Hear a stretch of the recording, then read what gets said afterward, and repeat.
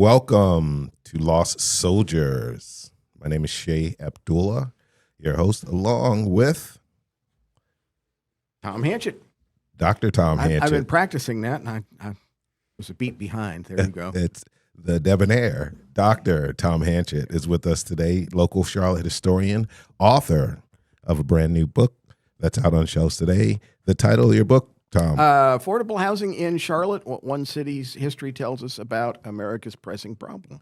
And you can also find more historical information from Dr. Tom Hanchett at historysouth.org.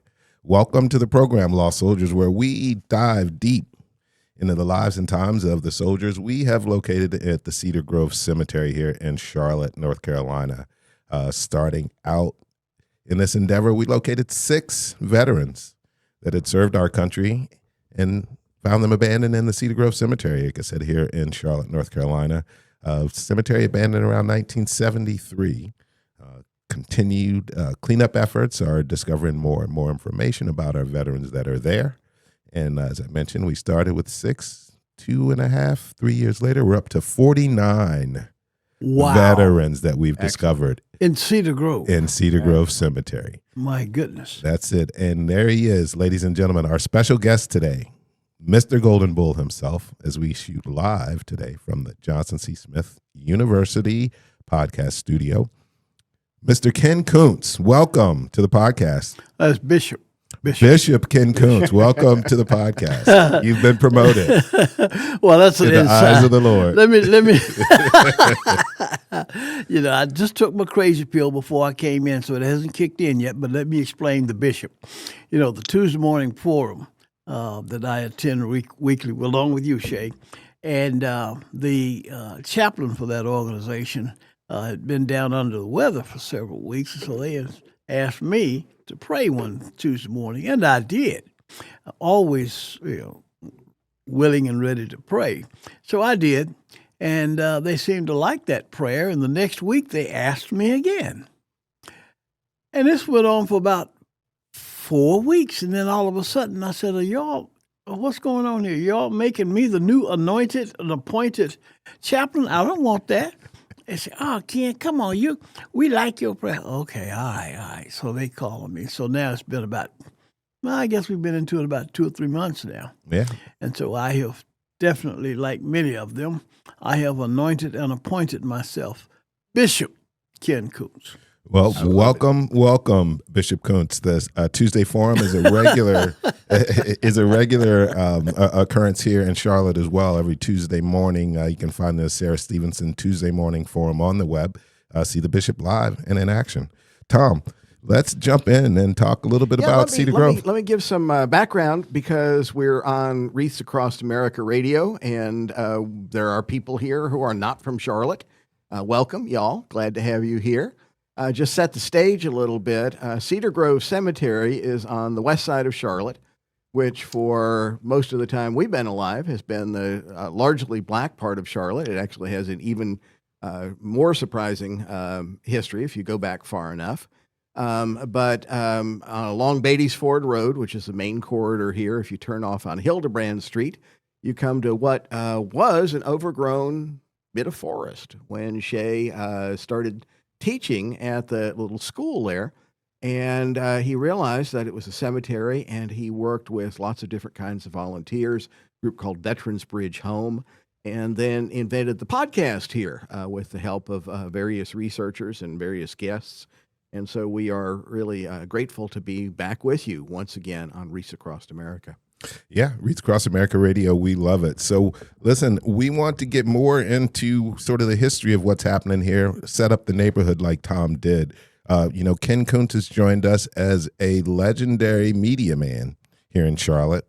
He's also a graduate of our podcast host location, Johnson C. Smith University, and a long-time stalwart of the community. So it's great to have Ken here to take some questions and have some conversations about the lives of the veterans that we've uncovered at Cedar Grove and what you know about it, Ken. First of all, let me make it very clear that everybody understands what a legend is.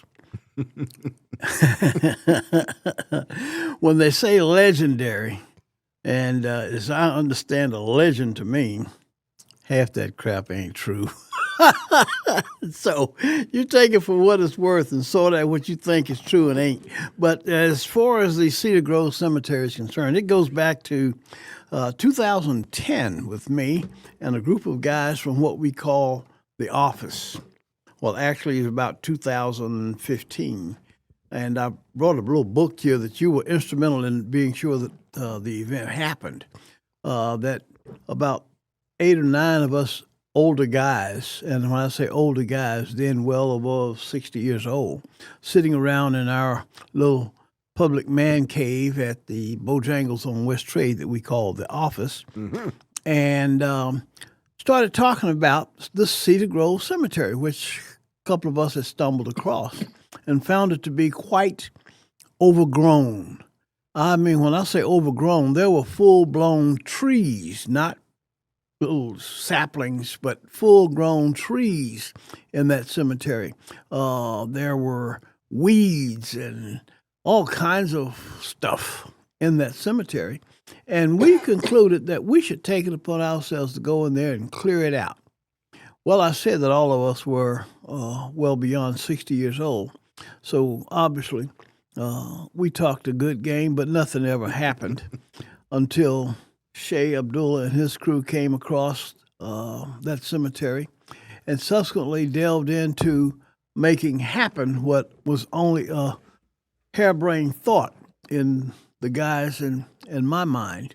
And actually, this book documents those earlier 2015 days and subsequently goes on to give you a point of reference of the 2024 days when Shea and his crew participated in the Wreaths Across America, which was to lay wreaths on the graves of veterans all over America.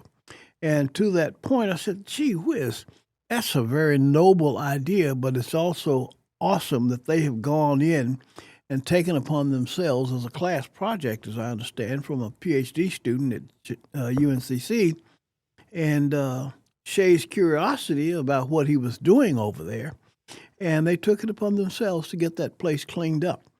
And then some others started getting involved, and the Wreaths Across America representative here got involved. And next thing you know, voila, that place looks like a cemetery now. It's cleared. Grave markers are recognized, veterans in particular, and this book documents the various people who were involved and a part of making that happen. Everybody from Doug Compton, who was a part of the findagrave.org, and of course Shea Abdullah, and another part of that event was, I'll forget his name, Aaron Harper, with the Veterans Bridge Home. And the three of them and the guy from UNCC, it was a remarkable venture, and we documented it. And glad to have been at least a part of that documentation, because that's what I, as a journalist, do. I see a story, I try to tell it.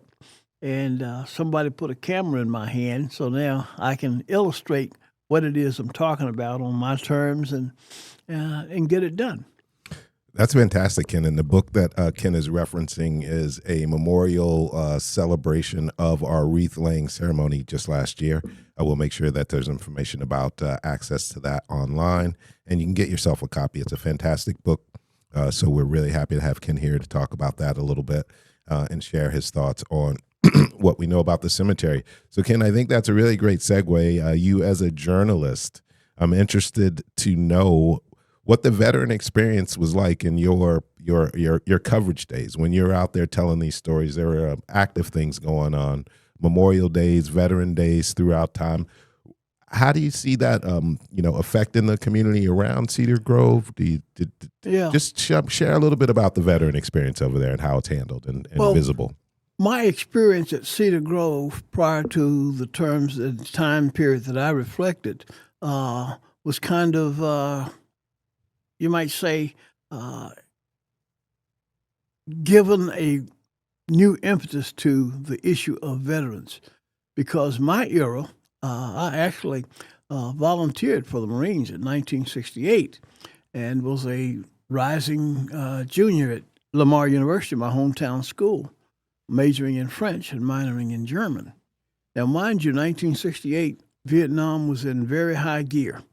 And they told me that I was a linguist, obviously, and they would teach me Vietnamese at the finest language school in the world at Monterey, California.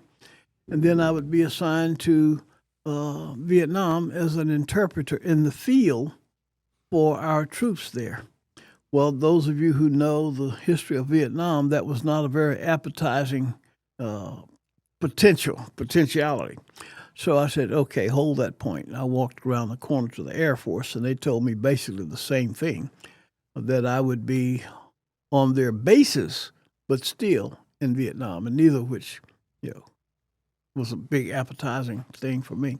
So bottom line is, as I grew and as we came through that Vietnam experience, I realized that our troops were not duly recognized for the sacrifices made. I believe they said we had more lives lost in Vietnam than we did the entire World War II. So for me, that was a personal note. And to find out that there were so many veterans, well, not so many because we didn't know at the time, but to see that there were veterans buried in the Cedar Grove Cemetery that I happened to have stumbled across, reinvigorated my interest in wanting to do something. And unfortunately, my interest didn't materialize with my effort back in 2015. But subsequently, again, Shay and his crew came together, and what I had recognized years before as a need, they fulfilled that need. And for what was found at Cedar Grove Cemetery is nothing short of miraculous and awesome. And so my hat's off to you guys for what you did, and bringing up that whole issue of veterans. There were some dating back to the Second World War and before. To be honest with you, Ken, one of the really cool affiliations we found with Cedar Grove Cemetery goes back to the Spanish-American War. Mm-hmm. And super fascinating stories there. Tom knows a little bit about that connection between Zachariah Alexander, who again is also an alum here, but he was the secretary of the first Cedar Grove Cemetery Association, which again remarkable. So Tom, Zachariah Alexander, his role here in Charlotte, what did that really mean to that kind of service? A really important person. He, at this point, I'll give you a little context, very few municipal cemeteries, very few church cemeteries in this part of the South. There's a little bit of both, but often cemeteries are a private organization, sometimes for profit, sometimes nonprofit. And the earliest organizational history we found is from the 19-teens, and the secretary of the organization helping out Bishop Bruce, who was the AME Zion bishop, very like Ken, I would imagine, and being there a you bishop. Oh, no, he was a real bishop. There's the affiliation comes But through. anyway, Zachariah Alexander, an amazing person. He was a veteran of the Black Regiment in the Spanish-American War that mustered out of Charlotte and North Carolina. He came home. He had bookkeeping skills. He had management skills, and put together a number of different kinds of projects, including eventually the Alexander Funeral Home. And if you know Charlotte, anytime in the last 50, 60, 70 years, the Alexander Funeral Home figures large. At a certain point in segregation, it was hard to be a business person. It was hard to find customers with money. It's true all across the South that funeral homes and burial societies were a way to bring people together, to build wealth, to build continuity through the community. And so Zach Alexander starts the Alexander Funeral Home. His three sons grow up in that, including Ken will tell more about the sons, but it's still running today, very much intertwined with the civil rights movement. Talk a little Alexander, if you would. Well, the part that I can really start to talk about was Kelly Alexander Sr., because he was at one point the chairman of the National NAACP board. and had been the primary principal in the Alexander Funeral Home, which still exists today. And I believe it's since 1914 that has been a business. And it is still run and owned by the Alexander family today, and has been a premier partner in a variety of both community, political, religious, and educational ventures as it comes to Charlotte and Mecklenburg County. The late Kelly Alexander Jr., who was also a state representative and died here just about a year ago, and it's now fallen to his brother Alfred Alexander as the principal of that continuing organization and business. And they have always been in the forefront of progressive efforts, including Kelly's brother, Fred Alexander, who was the first black appointed to Charlotte City Council in modern-day history. And prior to that, he had been the res manager for the Double Oaks apartment complex, which is now where the Michael Jordan Novant Health Center now stands. And everybody, from every black socioeconomic strata had lived at some point in time in Double Oaks. So the Alexander name is a very important and recognizable name in Charlotte, Mecklenburg. Of course, though, if you came to Charlotte after 1990, you probably don't know that. But now you do. Which is a lot of people showed up here after 1990. The only reason I benefit from that knowledge is really just following your lead, Ken. I was really excited to see that someone had recognized that in the past, and the opportunity to step in and help out was, inspired by efforts before. So we always love to recognize that as we stand on the shoulders of our veterans that are buried in Cedar Grove. A couple anecdotal things I'd love to share here. Number one, the last owner of the property was John Sheed Davidson, and he was a part of an organization called the Davidson Brothers Funeral Home. Mm-hmm. I'm reading from one of their early advertisements when they first came out with Cedar Grove, but in particular, they emphasize that we are hoping to give space for a national cemetery for our veterans who served our country. Complete funeral arrangements may be made through the Davidson Brothers Funeral Home. There will be no trouble in securing burial ground by doing so. For all of this will be taken care of if you will only contact the Davidson Brothers Funeral Home. Wow. Isn't that crazy? Wonderful. Now, another big or two anecdotal things that are pretty fun about cemeteries is Fred Alexander, who Ken just mentioned, was responsible for desegregating, I think, one of the largest cemeteries, municipal cemetery, Pinewood Cemetery here in uptown Charlotte. So he was responsible for making the fight to desegregate that place. And there's some fantastic pictures of Fred Alexander, descendant of Zachariah, standing alongside the fence that was removed to integrate the cemetery. But see, now you're dating yourself. Yeah. You're dating yourself. It's okay. Yeah, I remember. Because at that time, it wasn't downtown Charlotte. Oh, there you go. It was on the fringe of uptown Charlotte, which is right behind what's now Johnson C. Smith University, and that street that runs down behind there. And, of course, back in the 70s when they were planning and starting to develop I-77, it cut off Pinewood and Evergreen. So that the separation or the integration of that happened before or after 77? It was before. Oh, wow. Okay. It was before. Yeah, news to me. Yeah. Wow. That's fantastic. And then my final anecdotal thing about the Alexanders is the majority of the bodies that rest in Cedar Grove were buried by the Alexander Funeral Home. Mm-hmm. I had a fantastic opportunity to meet Kelly Alexander Jr., who at the time was serving as his role was a senator, or was he a state rep? State representative. Kelly Alexander Jr. I called him and left him a message, and I got a return phone call. I told him what we were up to. He seemed really excited about it. I said, we can't figure out what's going on, and whatever direction you think you can give us. And he pointed me to the burial records of the Alexander Funeral Home, which is a tremendous resource. It's everyone they buried all over Charlotte.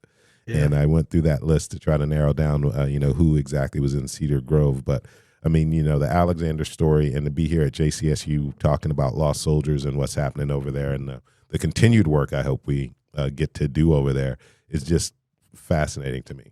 Really mind blowing. Yeah, and it's amazing what burial records how many bridges, how many differences it can bridge, because those obituaries can tell you about families and family structures that you would not otherwise have had a clue about. So you're right; those records are extremely important. It was tremendous to come across those. So they've been helpful in us as we try to sort of organize and learn more. And again, have been really influential in us coming up with 39 soldiers all at Cedar Grove. I'm going to read off throughout the podcast just a couple names of these soldiers so you guys can get familiar with who they are. If you know one of these soldiers that I mentioned, please reach out. At info@savecedargrove.org. We'd love to connect with the families, find out whatever information we can on our veterans that rest there. So we have Richard Adams. He was born in 1888, lived to 1927. Joseph Allen, 1907. He was a quartermaster in the 398th Truck Company. What war was that? Probably World War II. That sounds like, based on those dates. William H. Bradford, 1891 to 1937. He was probably a World War I vet, we would guess with that, right? William Bridges, 1897 to 1956. Albert A. Brown, Frank Lloyd Brown, Willie Brown. We have Haywood Hazel Crowell, Crowell, for those out there. They're looking to get that right. Richard Cunningham was one of our soldiers, 1925 to 1961. He lived. Davidson Samuel, I'm going to back up, Samuel Davidson Jr. He was a specialist for HQ Company 4 Battalion 68 Armor, 43 to 65. What conflict or war period of time was that? Could have been Korea. Okay, yeah, that seems to make sense. So that's just a smattering of some of the soldiers that we'll come across and talk about through the course of the program. But Ken, I'd like to go back to you and again sort of ask, in this community, this Beatties Ford area, do you recall the sort of the standing of the soldiers that were a part of this community, or the coming home, or just the affiliation with the military that the community was experiencing? Or were they like my dad in World War II and they wouldn't talk about it? Or like my grandpa? Yeah. Well, I had an uncle who talked quite openly about it. Okay. Walter Charles Haley.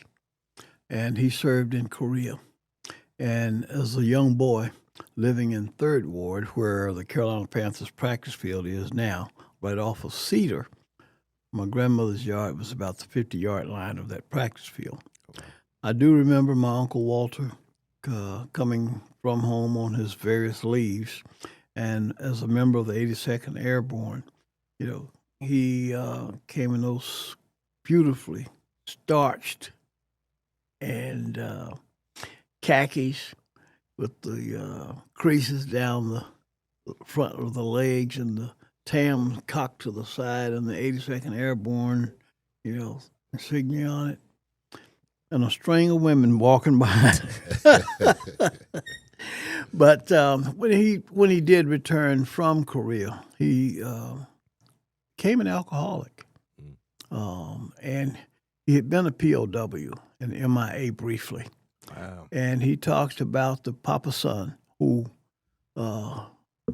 put him. He was behind enemy lines, and Papa Son put him in his rickshaw and covered him up with hay and pushed him or drove him back through the enemy lines back into friendly territory in Korea during that war. Wow.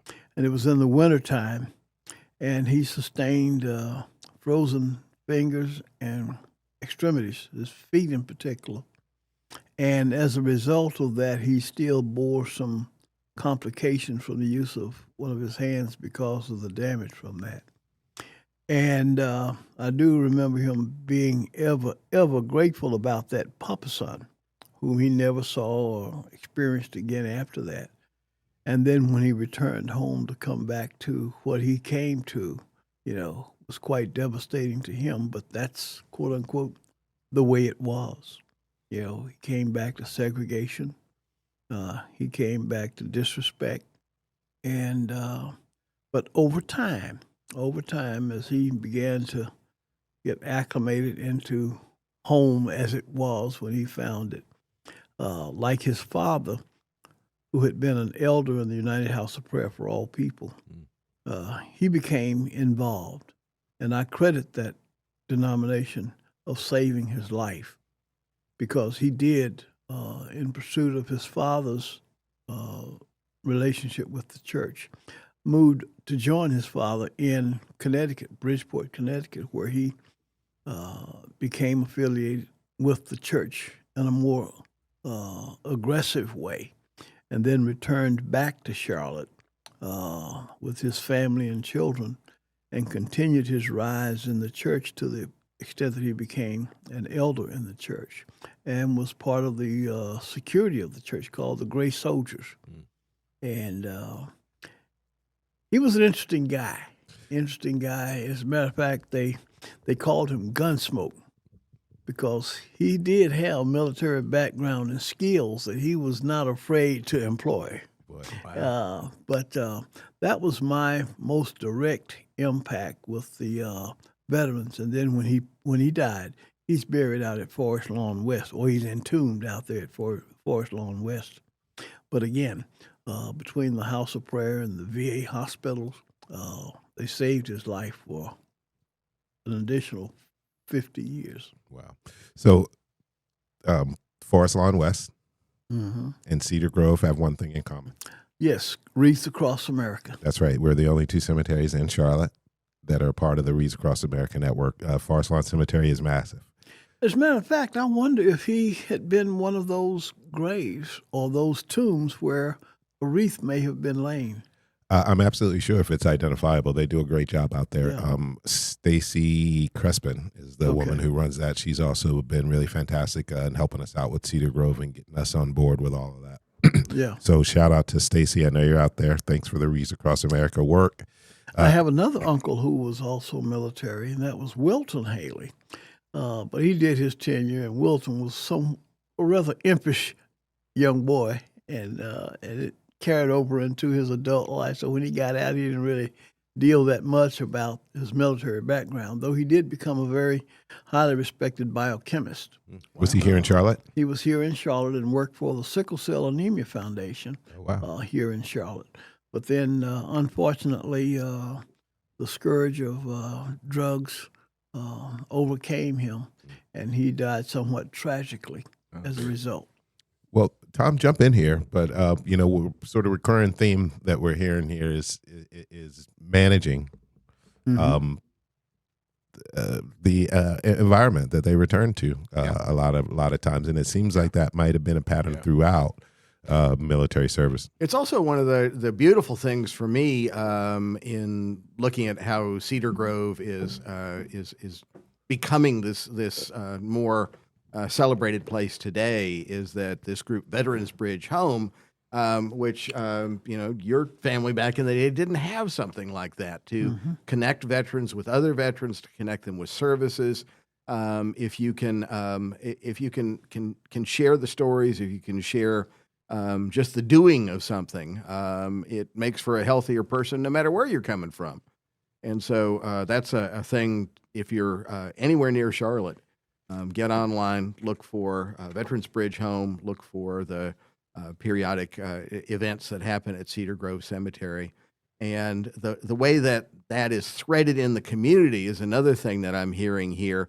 If you come out of Hildebrand Street onto Beatty's Ford Road and you look to your left, you'll see the United House of Prayer for All People Mother House for North Carolina, with the trombone praise bands and all of that. If you look to the right, you'll see what was West Charlotte High School. Go down that street just a little bit, and you go past the doctor's office of Emory Rand, who was the first African American to practice in the hospital here. A little bit further, you're at JCSU. And I'd like to get Ken, because this is Ken's world, to talk about the Beatties Ford Road corridor. And I think today a lot of students are not from Charlotte, Right. and so may not know what's out there. Tell people about this place. The first thing I want to state and correct, and I hope that it goes much further than this, that Beatties Ford Road is not West Charlotte. Beatties Ford Road is Northwest Charlotte. There you go. And, West Charlotte High School is what the I was West referring Charlotte to. High School Yeah. was originally where what became later the Northwest Junior high, and Junior then high. Northwest School of the Arts. And now. Northwest School of the Arts. And that was the first West Charlotte High School. And then, of course, in 54, 55, when they came up with the new high school, it was the darling of the country, West Charlotte High School. Yeah. It had everything, vocations, beauticians, swimming pool, basketball, you name it. Of course, though, we know the agenda was to keep us from going to Myers Park and the Garinger or Harley. That's true. That's true. It worked Yeah. because the University Park area, Wesley Heights, all of those, kind of grew up around there, and that's where their kids went. The Beatties Ford corridor has a tremendous marketing and PR campaign behind it. And I tell other friends of mine, I said, the old saying goes about the empty wagon gets the oil. And there are other communities around the city of Charlotte that are just as impactful as Beatties Ford Road. And I tell them, West Boulevard, for instance, the Reed Park, that area, Plato Price School, York Road School, and then down south in Pineville, there was the Sterling community. And out in the northeast part of the county was the Gunn community, J.H. Gunn. Okay. And then north of, and somewhat northeast of Beatties Ford corridor was Huntersville and the old Torrance Lytle School. But again, when folks think about the black experience in Charlotte, Beatties Ford Road is, they got it going on when it comes to PR marketing and getting the oil, because they are a well-oiled machine, and it's paying off for them. So that's something that others who talk about the black experience in Charlotte must understand and know well, that it didn't begin with, nor did it end with, nor is it now Beatties Ford Road. That's a great distinction to make, Ken, because that, as true as that is, there's so many great things happening all over Charlotte and so much great history across this town.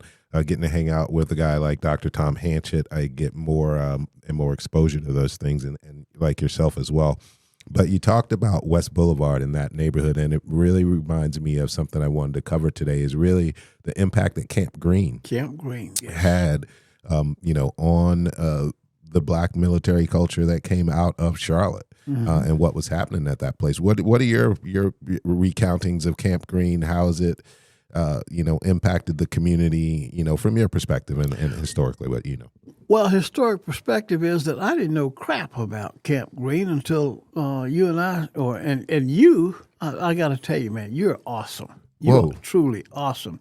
And the materials that you shared with me about the legacy of Camp Green and the impact of the black military experience there was simply mind-boggling. Crazy, right? And, I'd say 90% of Charlotte, black experience or even white experience for that matter, don't have a clue about it. Cedar Grove, that's great.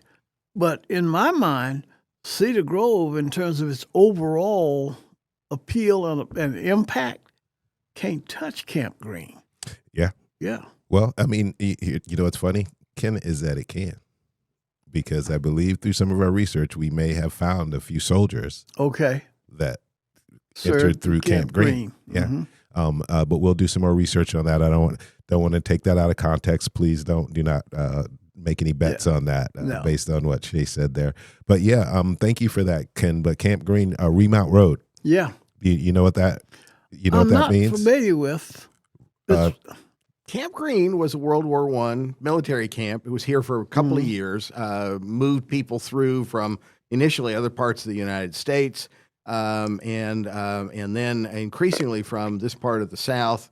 And it was at a time when automobiles and trucks were a novelty. And so soldiers were trained with horses. And if you were an officer, you got to ride on the horse. And when your horse was tired, you took it to remount at the stables. And today in Charlotte, go down Interstate 77, and there's a Remount Road exit, and it is because of that World War I military camp. How about that, Ken? Remount. They ride, get to Charlotte, go to Remount Road, get a new horse, and keep on pushing. Right? That's something. That's something. I never thought about that. Who would, right? Yeah. Who would? So that's Who another. thunk it? Yeah. So I was just actually in Camp Green the other day, and what has happened there, and again, that information I share with you and what we learned about that's been really fascinating. I'm looking forward to digging more into, how that really impacted Charlotte in the long term. I think, the fact that they're recognizing it now as a historic community and doing those things over there, but I don't think they've really started to tap into sort of the Black soldier experience there and how that's spread out and influenced the town here. Yeah, well, the other thing we didn't mention about Camp Green is, subsequently they established a prison camp out there. Yeah, they did the same at Torrance Lytle, by the way. Yeah, that sure did. Yeah. Did you know that, Tom? No. Yeah. Torrance Lytle shortly became a after prison camp. Torrance Lytle closed, at some point it was a jail for a period of time. Wow, did not know that at all. Yeah. And Torrance Lytle, just for reference to our audience, is one of the early African American high schools that was here in Mecklenburg County, in an area of Huntersville called Pottstown. You recall we did have a wonderful guest on by the name of B.J. Caldwell. That's episode 9, if anyone's interested. B.J. Caldwell? Yes, Miss B.J. Caldwell told us about WBTV News? Different one. Yeah. This is a female B.J. Caldwell who is a beloved teacher. Oh, okay. Well, this B.J. Caldwell was a activist. beloved news department secretary Okay. at WBTV News when I started in '69. Well, now We I don't only know. have a little bit more time. I want to get Ken to talk about WBTV and to talk about JCSU. Two different things. I just kind of throwing the ball towards you and tell about the JCSU thing. Okay. People that listen to this, a lot of them just don't know, even if they're in Charlotte. Well, first of all, the two, I can't separate them because first came JCSU. My mother had 5 sisters and brothers, and 4 of them came through Johnson C. Smith University. One of her brothers became a professor in English for 27 years and retired from here. My 2 older sisters left West Charlotte High School and came to Johnson C. Smith University. The older of the 2 was outstanding in the first featured twirler that West Charlotte High School had. Oh, my. And came to Johnson C. Smith when Curly Neal was here, known as Script Neal back then. Wow. And Pettis Norman with the Dallas Cowboys. And she became their featured twirler here. So Johnson C. Smith University is ingrained in my DNA. I say my heart is golden and my blood runs blue. I just told the president that last week. Hey, good. I'm sure she liked that. And WBTV is intertwined because by the time I was in the 9th grade, my family moved to Beaumont, Texas. And I was in high school there. And upon graduation, enrolled in what was then Lamar State College of Technology, a PWI, predominantly white institution. The end of my freshman year was the year that Martin Luther King was murdered, and we had some relative campus unrest. So along comes 1969, and that stigma of the unrest there was still there. And Johnson C. Smith had offered me a scholarship out of high school, which I didn't take because I felt it was better for my parents and less financial strain for me to stay at home, go to Lamar Tech, pay $83 a semester tuition and fees as a full-time Wow. non-resident student. Yeah. You And I met Can't Dr. get a Newsom. sandwich for that these days. I met Dr. Newsom at our Alpha Phi Alpha convention in Houston in the summer of '69 and expressed a desire to leave Lamar and to enroll and come to Johnson C. Smith. And he informed me later that there was no scholarship. But because of my experience, having been in radio at the station there in Beaumont doing sports and subsequently news and weather, the morning drive, rip and read, and the '69 was the Kerner Commission, CBS News, Bill Friday, I believe his name was, and Columbia University concluded that the newsrooms were the same as the Kerner Commission had concluded. We were two Americans, one black and one white, and that included the newsrooms. And Dr. Newsom, that summer of '69, knew of the efforts of local media to find black employees. And he orchestrated my opportunity to go to WBTV for an interview, possibility of an employment, and it worked, and I got the job in WBTV News and became their first black newsroom staffer or reporter, while at the same time attending Johnson C. Smith, where I graduated in May of 1972. So I always give my props to Dr. Lionel Newsom and his son-in-law, Kurt Peters, who was then Director of Public Relations, and kind of a mentor for me. And so those two men, Alpha Phi Alpha Fraternity Incorporated and WBTV, I got them, the Omegas, they have brands on their arms. I have WBTV JCSU branded on my heart. All righty. Fantastic. Love it. I love the way these stories flow. The same thing that we see when we look at Cedar Grove Cemetery, then we learn about Zach Alexander, and then we learn about the Davidson Funeral Home, and then we learn about the people who integrated government here in the 1960s. And Ken Kuntz, who has a connection to the cemetery, has a connection to JCSU. Connection is a little bit weak as far as I'm saying it. So there must be a stronger word than connection. And the WBTV thing, and still, there's this limited edition book that's sitting here on the table that we're looking at, is yet another way of building community here. And thank you for doing that. Well, Tom, I can let you know right now that I can wait for a firm connection to either one of those cemeteries.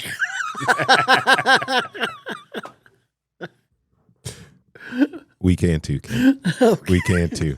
But listen, the article that you wrote about our Reads Across America event at Cedar Grove, it is available online as well. From what I understand, at the charlottepost.com. You should be able to find, just look up Ken Kuntz and he'll... Koontz. That's it. Koontz, as Dr. Hanchett has shared with us. And, excuse me, the Community News, I believe, was the other... County News. The County News is another publication that ran that story as well. Q City Metro, I believe.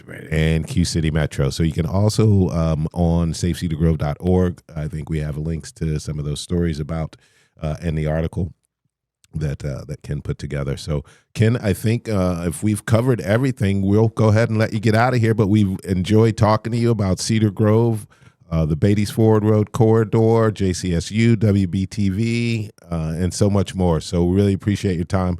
And let us know if there's anything else we need to add before we get out of here. Well, I'd just like to add one thing.